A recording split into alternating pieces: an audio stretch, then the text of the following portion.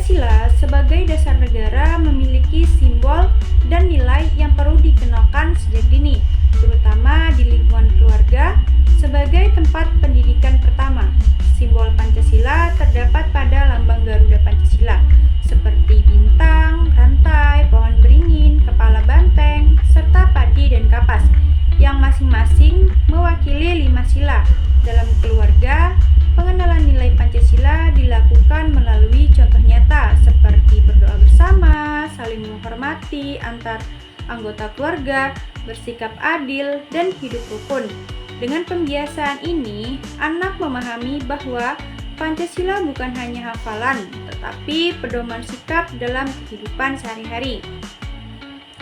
Lalu yang kedua, makna setiap sila dalam kehidupan sehari-hari di keluarga, sekolah, dan masyarakat. Setiap sila Pancasila memiliki makna yang dapat diterapkan dalam kehidupan.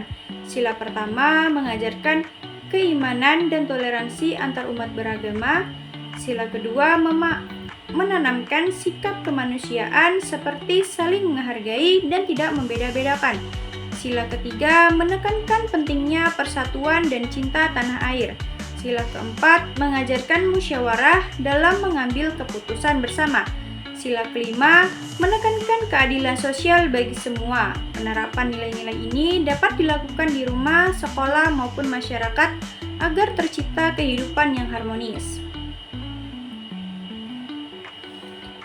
Lalu yang ketiga yaitu Pancasila sebagai kesatuan utuh, dasar negara, pandangan hidup, dan ideologi. Pancasila merupakan satu kesatuan yang tidak dapat dipisahkan antar silanya. Sebagai dasar negara, Pancasila menjadi landasan dalam penyelenggaraan pemerintahan. Sebagai pandangan hidup, Pancasila menjadi pedoman dalam bersikap dan bertingkah laku. Selain itu, Pancasila juga berfungsi sebagai ideologi bangsa yang mencerminkan kepribadian dan jati diri bangsa Indonesia. Pancasila lahir dari perjuangan para pendiri bangsa yang memiliki sikap nasionalisme, persatuan, dan kepedulian terhadap rakyat, sehingga kini tetap relevan dalam kehidupan berbangsa dan bernegara.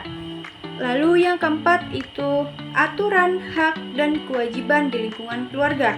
Keluarga merupakan lingkungan paling dasar dalam kehidupan manusia.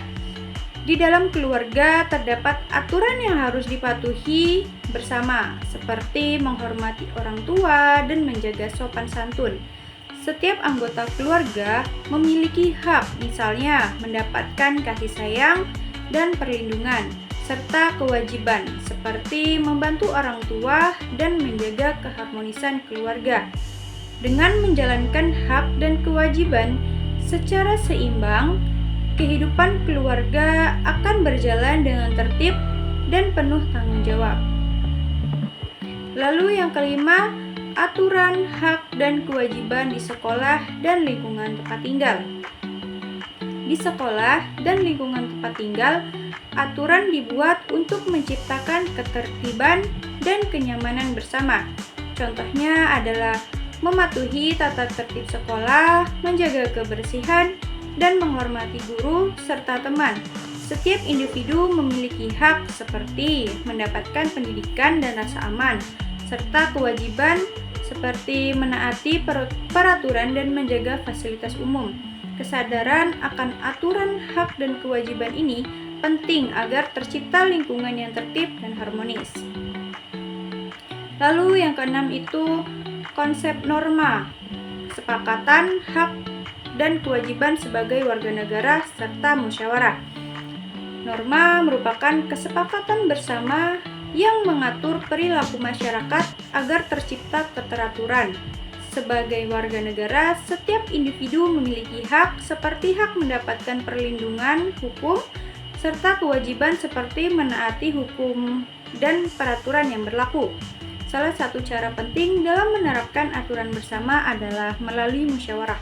Musyawarah mengajarkan sikap saling menghargai pendapat dan mengutamakan kepentingan bersama, baik di sekolah, keluarga, maupun masyarakat.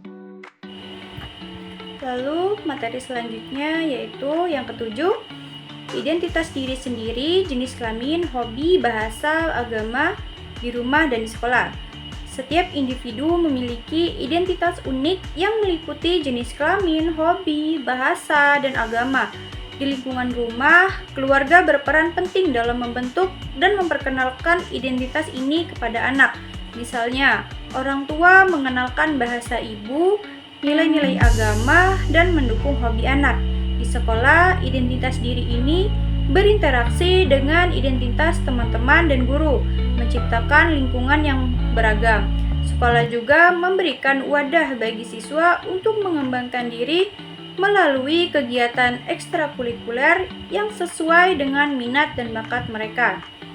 Lalu yang kedelapan, identitas kepada keluarga dan teman seperti budaya, suku, bahasa, agama di rumah, sekolah, dan masyarakat.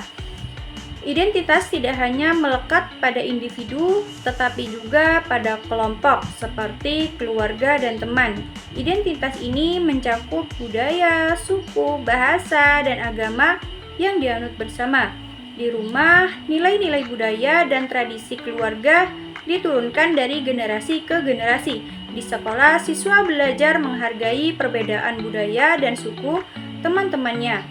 Di masyarakat, interaksi dengan berbagai kelompok sosial memperkaya pemahaman akan keberagaman identitas. Materi yang 9, sikap menghormati, menjaga, dan melestarikan keberagaman budaya tersebut dalam bingkai Bhinneka Tunggal Ika. Indonesia memiliki semboyan Bhinneka Tunggal Ika yang berarti berbeda-beda tetap satu. Semboyan ini mencerminkan realitas bahwa Indonesia terdiri dari berbagai suku, agama, bahasa, dan budaya. Untuk menjaga persatuan dan kesatuan bangsa, setiap warga negara Indonesia harus memiliki sikap menghormati, menjaga, dan melestarikan keberagaman budaya tersebut. Sikap ini dapat diwujudkan melalui toleransi, saling membantu, dan berpartisipasi dalam kegiatan pelestarian budaya. Lalu, materi selanjutnya, materi ke-10, karakteristik lingkungan rumah dan sekolah sebagai bagian NKRI dan sikap menjaganya.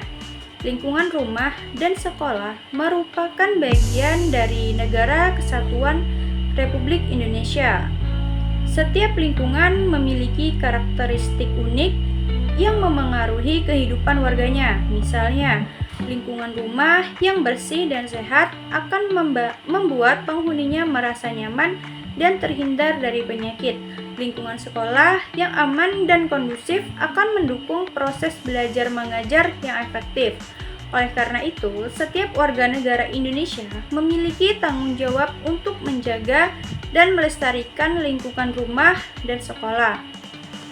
Materi yang ke-11, lingkungan tempat tinggal, RT, RW, desa, kelurahan, kecamatan sebagai bagian NKRI dan pentingnya kerjasama dalam keberagaman. Lingkungan tempat tinggal mulai dari RT, RW, desa, atau kelurahan hingga kecamatan merupakan bagian integral dari NKRI. Setiap tingkatan memiliki peran dan fungsi masing-masing dalam menjalankan pemerintahan dan pelayanan publik. Kerjasama antar warga dalam keberagaman sangat penting untuk menciptakan lingkungan tempat tinggal yang aman, nyaman, harmonis. Melalui kerjasama, berbagai masalah dapat dipecahkan bersama dan potensi lokal dapat dikembangkan secara optimal. Lalu materi yang ke-12, struktur wilayah yang lebih luas, kabupaten atau kota, provinsi sebagai bagian NKRI. Perilaku gotong royong untuk menjaga persatuan dipahami sebagai wujud bela negara. Struktur wilayah yang lebih luas seperti kabupaten, kota, dan provinsi juga merupakan bagian tak terpisahkan dari NKRI. Setiap wilayah memiliki potensi dan tantangan masing-masing yang perlu dikelola secara bijaksana. Perilaku gotong royong yaitu bekerja bersama-sama untuk mencapai tujuan bersama, merupakan nilai luhur bangsa Indonesia yang perlu dilestarikan. Gotong royong dalam menjaga persatuan dan kesatuan bangsa merupakan wujud bela negara yang dapat dilakukan oleh setiap warga negara Indonesia. Baiklah, mungkin itu saja yang bisa saya sampaikan. Semoga bermanfaat. Wassalamualaikum warahmatullahi wabarakatuh.